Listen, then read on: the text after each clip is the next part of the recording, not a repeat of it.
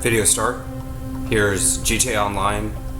What that notification says is that GTA Online for PlayStation 3 is shutting down in December. Right now it's August. I mentioned in my most recent video that freeways are the greatest analogy for political party changes that happened during the 1960s when all the people on the left started acting right, and all the people on the right started acting like leftists. So I just YouTube searched political party changes 1960s and have well, I don't know if I was going to have Franklin over here. Yeah, I think I'll go on later. So here's the 3 videos.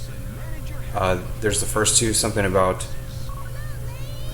political shifts of thesis. Maybe that's where the word thesis comes from. But here's a documentary from 1992. Those are the type of things that I like.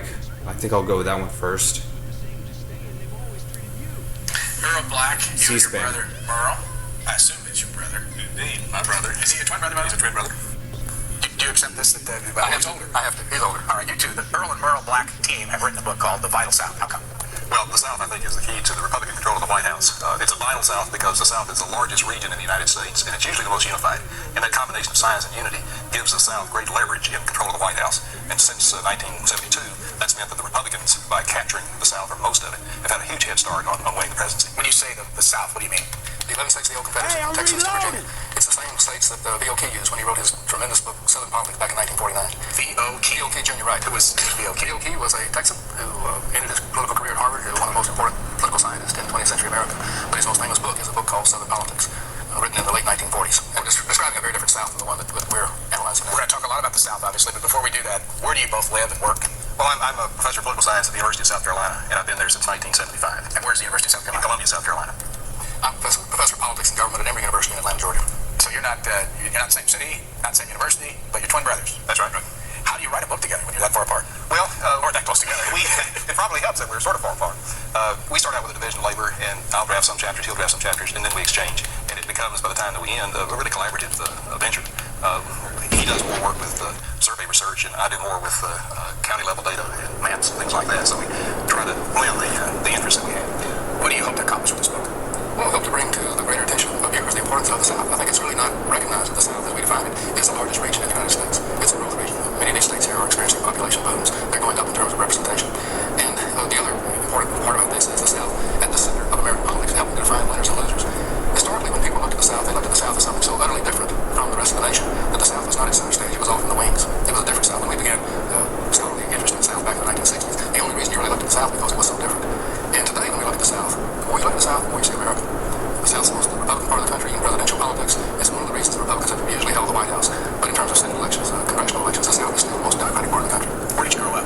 In Northeast Texas, in a small town, Silver Springs, Texas. It's about halfway between Dallas and Texarkana. So we moved there when we were, I think, 5 years old, and stayed there until we left to go to the university.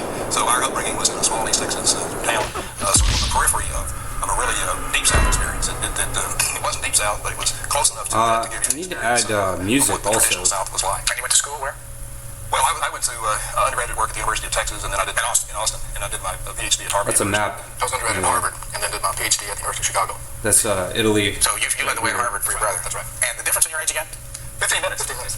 Well, I'm 15 minutes old. We're born in 1942, so we're 50 years old. Is it unusual for twins to do the same kind of work? Try that again, And Frank. it's almost happenstance. We started out, and I didn't have kind of a professional interest in trying to understand Southern politics until I left Texas and was in Cambridge doing graduate work in the mid-1960s when the Civil Rights Movement was erupting. And that was sort of the stimulus to try to understand this region.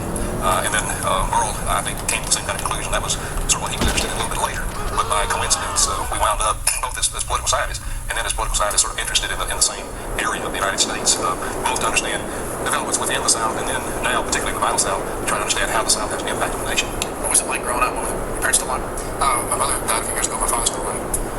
Our parents were very strong Democrats. My father kind of set the tone of the family. He's never voted for a Republican in his life, couldn't even consider doing something like that.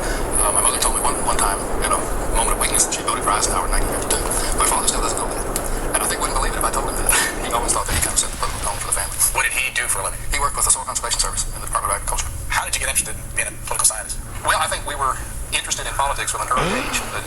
small town Texas politics, and politics was just intrinsically interesting. A lot of other things weren't so interesting, and I think those early experiences just led us over a period of time to want to find a way to make a living and still be interested in politics. And it turned out that academia was the answer to that question. What about your own political views? You state them.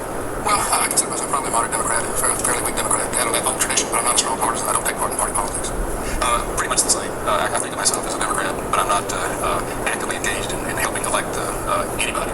More observing and really trying to understand the results that we see. And in terms of analyzing the politics of the South, we're really not doing it in partisan terms. We're really trying to make an analysis that you can give to a Democratic audience or to a Republican audience and just let the chips fall where they may. We're going to talk a lot about what's in the book, but how would you describe the book for someone that says, I like those guys, I'd like to know more about the South, but what am I going to get in the book? I think you're going to get in the book an understanding of why the South has come to hold central stage in American presidential politics. This is a South where we talk first in the book about the national setting, and we try to show that the South in modern times, by becoming as Republican as it has given the Republican Party, really for the first time in its history, a tremendous national base. The Republicans start off in terms of behavior of states with an almost unbelievable advantage in presidential politics. We have a map in Chapter 1 where we classify the southern states, all the states of the nation, as usually Republican, usually Democratic, or mixed. And the map will show a tremendous Republican advantage.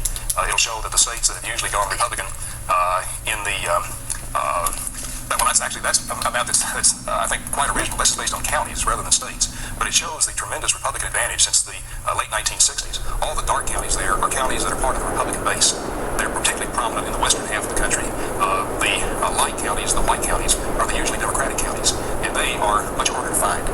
In fact, we have at the county level here a really lopsided distribution of the grassroots base for both parties. Lots of statistics in the book, lots of charts and graphs. Did you have anything special to show those? Well, I think early most of the maps here, these are particularly the county level. These are computer drawn maps that provide a kind of detail about American politics that I don't think anybody else has done. And we've done this also for different periods of political history. The book it's contemporary, but it also has a lot of political history. We're trying to make the case for the importance of the modern period in 68 to 88 by comparing it with previous eras in American political history. Let's go back. I don't care how far you want to go back, to talk about the major changes in the South in this century. Well, I think historically the South was the solid Democratic South. That was a cliche, but it was also a reality. Why were they Democratic? They were Democratic largely, I think, because of the Civil War, the impact of Reconstruction. The South comes out of the Civil War, really, and after Reconstruction, really only Democratic. The Republicans did not send a presidential candidate into the South to campaign until Dwight Eisenhower came in 1952. It's only in the second half of the 20th century that the Republicans set foot in the South. They just conceded the 11 southern states to the Democrats. Who were the heroes in the South in those early years of the century? Politicians that the South really admired. Woodrow Wilson. Why would they admire Woodrow Well, Wilson? Woodrow Wilson was the first person born in the South who achieved the presidency. For many decades after the Civil War, a Southerner couldn't even get on the ticket. We think of him as being in New Jersey, that's right, but where was he born? Yeah, he was born in Virginia and raised in other southern states. He lived through the Civil War in the South. So he was kind of a half Southerner, or kind of a hybrid Southerner. And you're exactly right. The reason he was on the ticket had nothing to do with the South because he was the governor of New Jersey, president of Princeton University. But he was viewed by many Southerners, white Southerners, as the kind of return of the South to power at the national level. And then I think Franklin Roosevelt, in the period of the Great Depression, became a great hero for the Democrats as well. This was a period when the Great Depression sort of reinforced the Southern Democratic bias against the Republican Party because the Republican Party, in their view, was the cause of the Depression. So Roosevelt became a tremendous hero as well. But this was at a time when the whole issue of civil rights, broadly defined, was not an overt issue. And so the racial conservatism of the South really wasn't tested during the New Deal. Who were the great leaders from the South during those years?